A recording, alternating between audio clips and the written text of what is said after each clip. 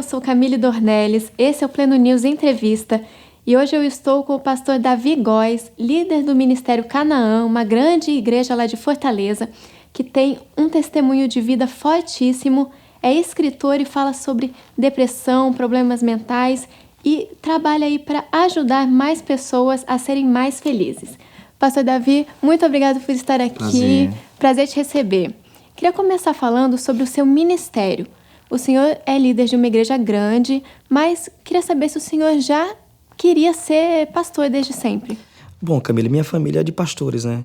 E assim, eu nunca pensei, eu nunca quis. Eu vi meu pai e meu avô sofrendo durante muito tempo, com igreja, com ministério.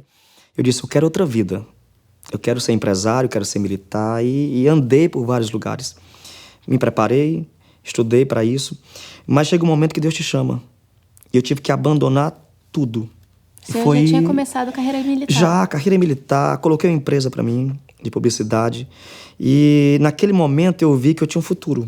Uhum. As pessoas começavam a me elogiar e diziam, esse cara tem um futuro, ele vai crescer. Mas de repente, do nada, tudo aquilo eu perdi. A empresa quebrou e eu entrei num processo muito grande de depressão. E eu pensei, poxa, por que será que Deus está permitindo isso? Eu só quero ter condições de ajudar minha família. Mas ali Deus estava me preparando para um chamado. Nossa. Ele estava me vocacionando. No auge da minha crise de depressão, onde eu tentei por 3 vezes suicídio. É mesmo? Né? Vindo de uma família de pastores, minha família toda evangélica, e mesmo assim eu me vi num estado crítico. Você não sabe o que é alguém colocar arma na cabeça. Sabe? Eu coloquei um 38 na minha cabeça e disse, eu vou tirar minha vida. O revólver municiado, as balas, como a gente fala. E eu atirava e eu via o tambor do revólver girando. Né? E naquele momento eu chorei bastante e pedi a Deus uma luz. Uhum. Foi exatamente naquele momento que começou a nascer dentro de mim o desejo de ajudar pessoas que passavam pelo mesmo momento que eu estava passando. Nossa, foi num momento de Foi trevas. Nesse momento, um momento de trevas. Literalmente ali eu vi Davi, né, no livra-me no vale da sombra da morte. Então eu comecei, poxa vida, será que Deus me chamou para ser pastor? Será que eu estou passando por isso para ajudar pessoas? Uhum. Foi naquele momento, um momento de trevas, que eu consegui ver essa luz no fim do túnel e sentir de Deus o chamado e a vocação.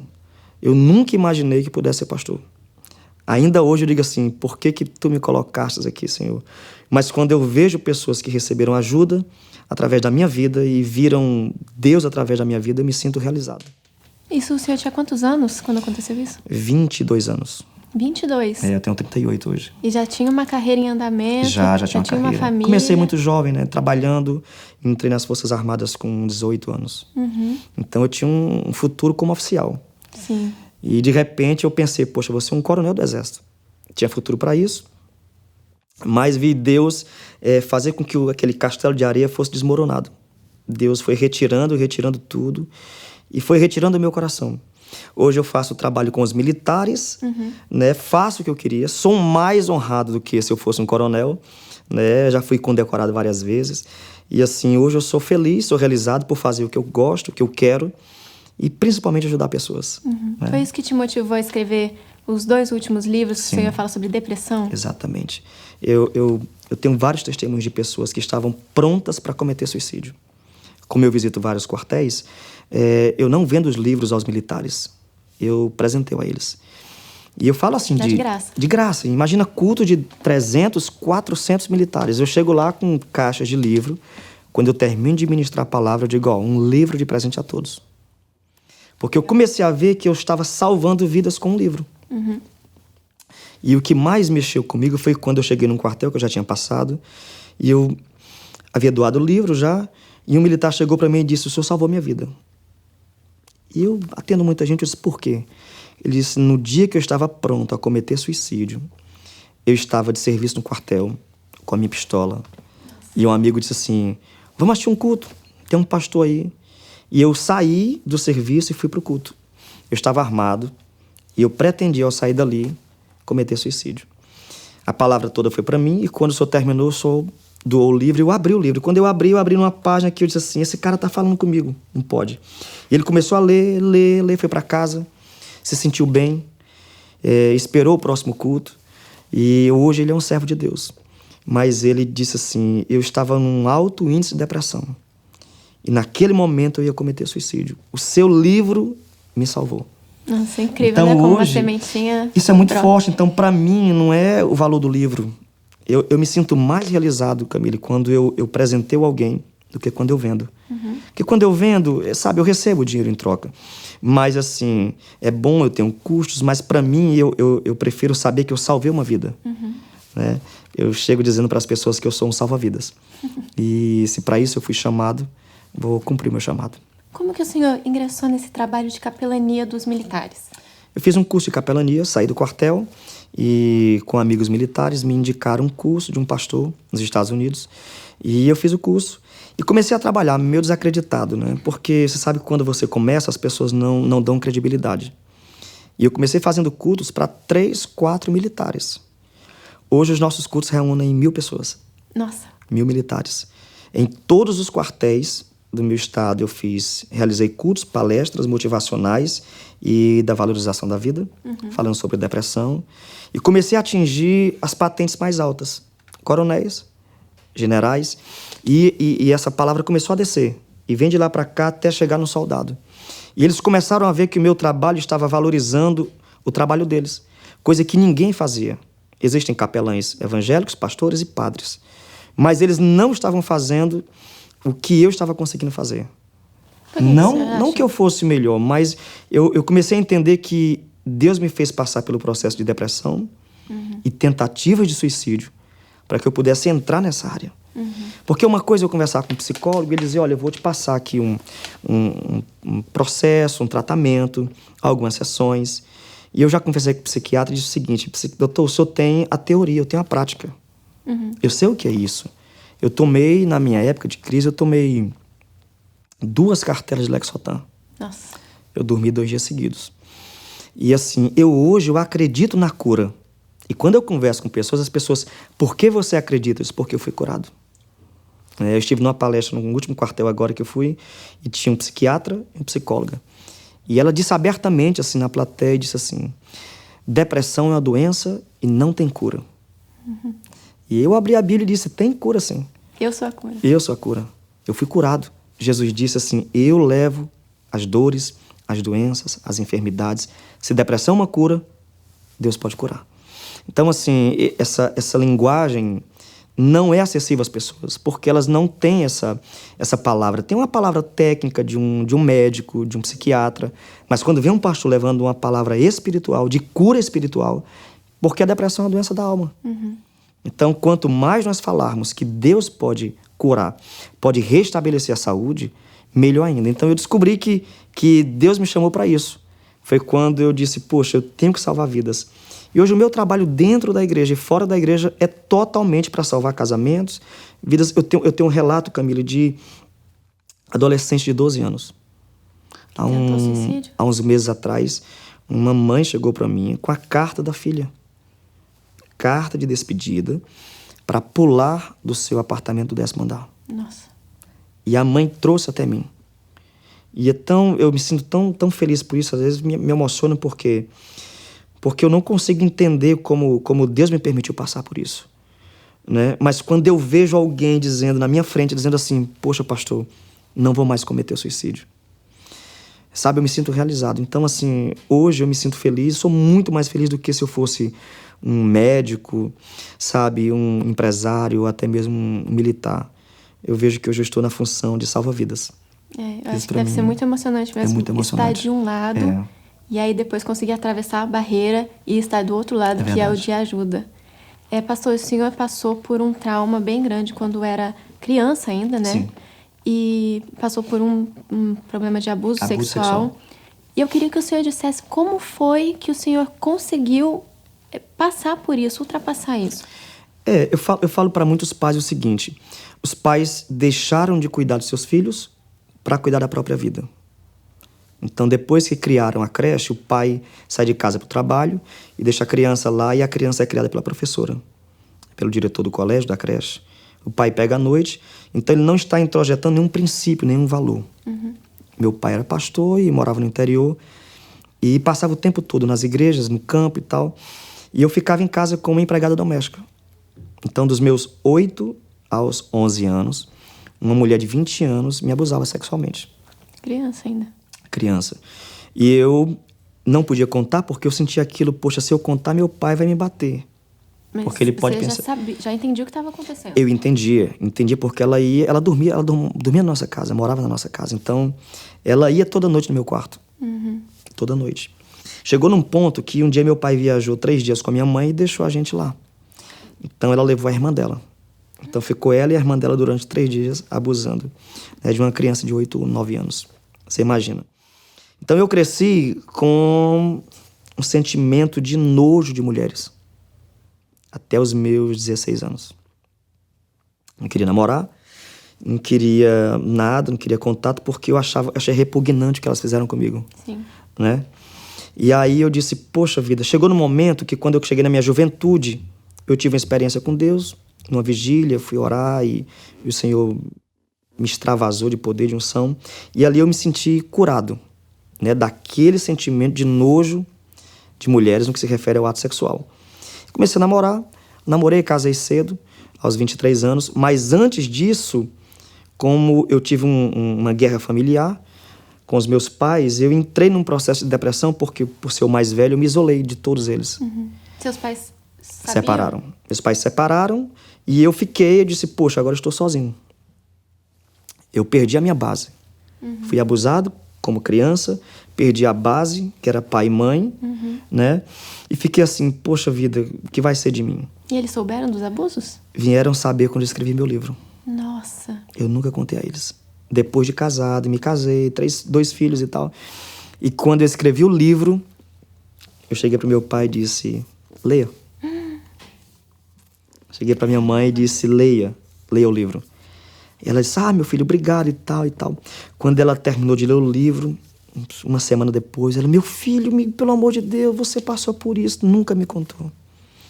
Quem é abusado sexualmente nunca conta, porque carrega um sentimento de culpa. Então, eu tenho ajudado muitas pessoas que foram abusadas sexualmente. Olha um caso interessante. Um dia eu atendi uma jovem da minha igreja. Pastor, o senhor tem que me ajudar, tem que me ajudar. Eu disse, por quê? Porque meu tio me abusou sexualmente. Eu disse, não, mas vamos conversar. Seu tio não está mais aqui. Não, ele está se congregando nessa igreja. E aí? Fui conversar com ela e passei por vários momentos com ela conversando, até que eu tive a coragem de dizer que eu tinha passado pelo mesmo processo. E convenci ela a retirar do coração dela o ódio. Que a gente sente um ódio muito grande, né? E eu comecei a orar com ela pelo tio dela. Difícil. É muito difícil você orar pelo agressor, né? Hoje eu não tenho nenhum sentimento de raiva, de ódio pela moça que fez isso comigo, mas, assim, literalmente, Camila, eu fui curado. Quando tem cura, não existe sequela. As pessoas que ainda ficam se lembrando, mas eu gosto de remoer o passado, você não foi curado. A cura é instantânea. Então, quando Jesus cura o cego Bartimeu, o cego voltou a ver. Quando você é curado, a sua saúde é restabelecida, você não tem resquício, você não tem marca, você não tem dor. Você lida com os problemas, você lida com aquilo que você passou. E hoje eu consigo passar isso para as pessoas, sabe? Aquela moça se congrega comigo hoje, ela olha para o tio dela e diz assim, pastor, tô curada. Nossa, amém. Amém. Amém por isso. Boa. Pastor, no seu livro, no último que você lançou, Construindo uma Vida Incrível, que você está com o exemplar aí na mão, Sim. Você fala sobre a busca das pessoas pela felicidade, pelo sucesso. E tem uma pergunta que é bem interessante, que é por que algumas pessoas alcançam o sucesso e outras não? Queria que o senhor explicasse melhor sobre essa perspectiva. Posso te responder de forma bem simples. Não alcançam porque não querem. É muito forte isso, né? Mas é o seguinte, uma pessoa chegou para mim e disse assim, pastor, como eu faço para emagrecer? Eu disse, basta querer. Porque tudo que eu quero, tudo que eu penso que eu necessito, que aquilo vai ser ideal para mim, o melhor para mim, eu posso fazer. Eu era adepto do refrigerante. E eu coloquei na minha cabeça, eu digo, eu não vou mais tomar refrigerante. no dia 1º de janeiro de 2019, eu cortei totalmente. Eu disse, eu não vou sobreviver sem refrigerante. Na primeira semana foi terrível, terrível. Mas eu disse, eu tenho que alcançar o meu objetivo. Vi pessoas com câncer, né, no intestino. Eu disse, proveniente do refrigerante, eu disse, não, eu tenho que superar isso porque eu tenho que alcançar algo, a minha saúde. Então, desde criança, nós somos ensinados pelos pais o seguinte, obedece que tem um prêmio. Então, as pessoas que conseguem construir uma vida incrível, elas constroem em busca daquele prêmio. Em alguns momentos eu vou ficar frustrado, porque eu não vou conseguir, mas eu vou tentar sempre mais uma vez. E assim, por que eu preciso cuidar da minha saúde? Porque eu só tenho ela, só tenho esse corpo. Por que eu preciso cuidar do meu casamento? Porque eu casei para fazer aquela pessoa feliz. Eu tenho filhos. Eu sou contra totalmente o divórcio. Então, assim, a ideia é, eu vou trabalhar para conquistar algo. Se eu não conquistei hoje, amanhã vai dar certo. Se não deu certo amanhã, depois vai dar certo. Eu preciso entender o seguinte, cuidar da saúde por quê? É o meu corpo, é único. Eu não tenho outro de reserva. Cuidar da minha alma porque ela é única. Ao morrer, a alma ou vai para o céu ou para o inferno. Ela é única, eu preciso cuidar, eu preciso nutrir isso aí. E eu vi muitos casamentos se diluírem porque as pessoas não lutavam por ele. Casamentos que se terminaram, que se acabaram por coisas fúteis. Eu disse, poxa, luta pelo casamento, luta pelo amor, luta pela família, luta por você, faz por você, para a realização pessoal. Então eu disse, eu preciso primeiro cuidar da minha alma. Então eu mergulhei numa intimidade com Deus, sabe, numa vida com Deus, de estar na igreja, de ler Bíblia, de buscar mais o Senhor e de contrapartida da minha vida espiritual e emocional. E comecei a ver a minha evolução. Meu casamento melhorou, 15 anos de casado, eu tinha minhas discussões com a minha esposa, minhas desavenças, mas eu comecei a melhorar o meu casamento. Hoje, eu prefiro 1000 vezes estar com 15 anos de casado do que no primeiro ano. Primeiro ano eu era inexperiente. Hoje, meu casamento melhorou, meu amor aumentou pela esposa. Eu tenho um zelo especial pela família. Então, eu quis colocar nesse livro o seguinte, poxa, valorize o que Deus te dá.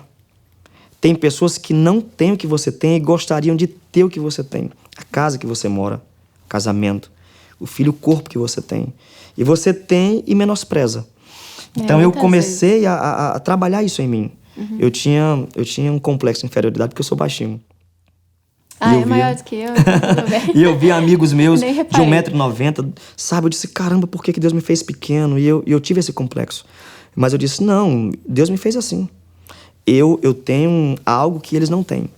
Né? Eu possuo algo que eles não possuem. Eu vou valorizar o que Deus me deu. O processo de valorização, eu vi esses dias que é o seguinte, que o sentimento de gratidão produz felicidade. Se todo mundo fosse igual também era muito chato. Lógico, era muito chato. Então eu gosto, assim, hoje de valorizar e ser muito grato a Deus. Eu valorizo e agradeço a Deus por tudo, Camille. Quando eu me acordo, eu sento na cama e a primeira coisa que eu faço é falar com Deus e dizer, Deus, obrigado por estar vivo. Porque tem pessoas nesse momento que estão no hospital indo a óbito. Estão nesse momento pessoas morando debaixo da ponte, sem alimento, sem casa. E eu estou deitado na minha cama, obrigado, Senhor. É um sentimento que as pessoas não têm, porque só agradecem quando conquistam um novo emprego, um bom faturamento, um novo carro. E se você consegue agradecer pelo pouco, Deus vai derramar muitas bênçãos sobre a sua vida. Amém. Pastor, para terminar a nossa entrevista, apesar de estar muito bom, um papo muito interessante, eu queria que o senhor falasse sobre a sua perspectiva sobre a sociedade que a gente está vivendo. Ela tem passado por mudanças de comportamento, mudanças morais, isso muito evidenciado agora no início desse governo. Que o senhor falasse sobre o que o senhor acha dessa nova perspectiva que a gente tem e quais os problemas que a sociedade enfrenta. Camille, a sociedade tornou-se líquida. Perdeu valores, princípios, principalmente familiares. A família está vivendo um período de prosperidade financeira. E isso tem afetado os sentimentos maternos e paternos. Eu sou de uma época em que eu sentava com meu pai e minha mãe para almoçar e eu esperava meu pai orar, agradecer a Deus pelo alimento, e eu só colocava o meu alimento quando ele colocava. Hoje não tem mais respeito, não tem mais amor e principalmente a espiritualidade. A ciência descobre que nós somos seres biopsicossocial e espiritual E essa necessidade da espiritualidade é algo que Deus colocou no ser humano. Eu acredito que Deus criou o ser humano. Então, ele criou e colocou no ser humano a necessidade dessa comunhão, dessa ligação. É tanto que quando Adão peca no paraíso, a primeira atitude dele é se esconder. Então, nós temos essa tendência. Quando a gente está distante de Deus, a gente se esconde, se afasta. Mas, ao mesmo tempo, a gente sabe que precisa, mas não sabe mais como voltar, como regressar. Essa sociedade é uma sociedade que sabe que precisa de Deus, mas não sabe mais como regressar. Porque os líderes espirituais também mudaram seus princípios. Os padres eram mais tementes a Deus, os pastores tementes a Deus, e nós mudamos isso. Hoje está mais profissionalizado, a fé está profissionalizada, né? As igrejas do antigamente, tanto católicas como evangélicas, eram mais espiritualizadas. Então a gente ia com vontade, com prazer, para sentir a presença de Deus. Hoje estamos mais tecnológicos, estamos mais automatizados, sem sentimentos. E Jesus nos disse isso, que nos últimos dias o amor de muitos se esfriaria. E eu estou vendo isso, né? Literalmente. Ninguém respeita mais ninguém. Paulo disse a Timóteo o seguinte: nos últimos dias acontecerão que trairão uns aos outros. Nossa. Está tão difícil de crer em pessoas. E esse sentimento que não temos mais credibilidade com ninguém, além de nos afastar, cria um sentimento de autodefesa. Poxa, eu não confio mais em ninguém, então ninguém presta.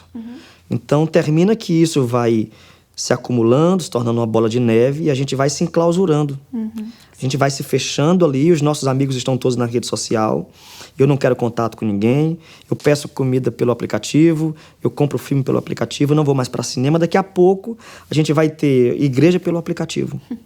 E isso nos afasta de Deus, né? A gente precisa da comunhão. Paulo diz: não deixem de se congregar, não deixem de viver em união. E esse sentimento tem que existir. Nós somos seres sociáveis. Não posso viver distante de ninguém. Então a sociedade esvaziou-se de princípios, tornou-se líquida. E hoje que é uma resposta? A resposta é simples: Deus. Aproxime-se de Deus. Pastor, muito obrigada pela sua presença. Eu adorei a nossa entrevista aqui. E obrigada a você que acompanhou. Eu estive com o pastor Davi Góes, que é pastor, escritor, capelão militar, esposo e sobrevivente. Eu espero que o testemunho dele aqui e as palavras que ele falou tenham valido muito para você. Eu sou Camille Dornelles e fico por aqui. Até mais!